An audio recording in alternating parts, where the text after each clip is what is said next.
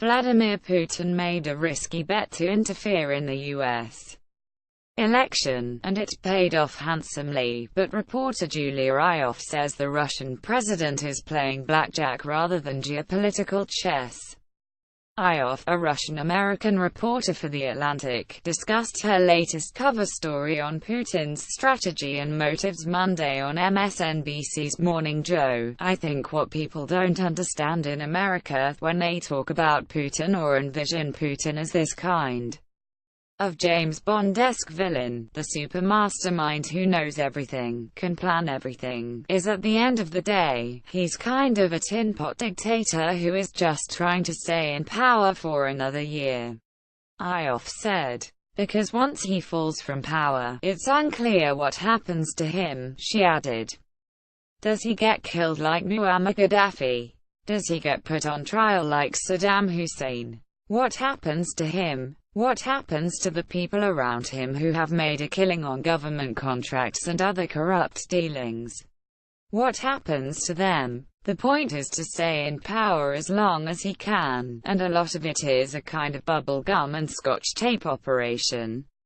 What looks to us like he's a super mastermind. Not the case." Putin had pulled off risky but spectacularly successful hack of the 2016 U.S. presidential election on just a $200 million budget, Ioff said, but she said his position was more vulnerable in Russia than most Americans realized. "He's done a really good job clearing the field of any potential rivals for the past nearly 2 decades he's been in power," Ioff said. "One of the main reasons he's popular, actually, is that nobody can imagine an alternative to Vladimir Putin. There hasn't been an alternative to Vladimir Putin for 18 years. When that's the basis of your popularity, that's not great." Russians aren't sure what to think about reports that Putin tipped the election to President Donald Trump, she said.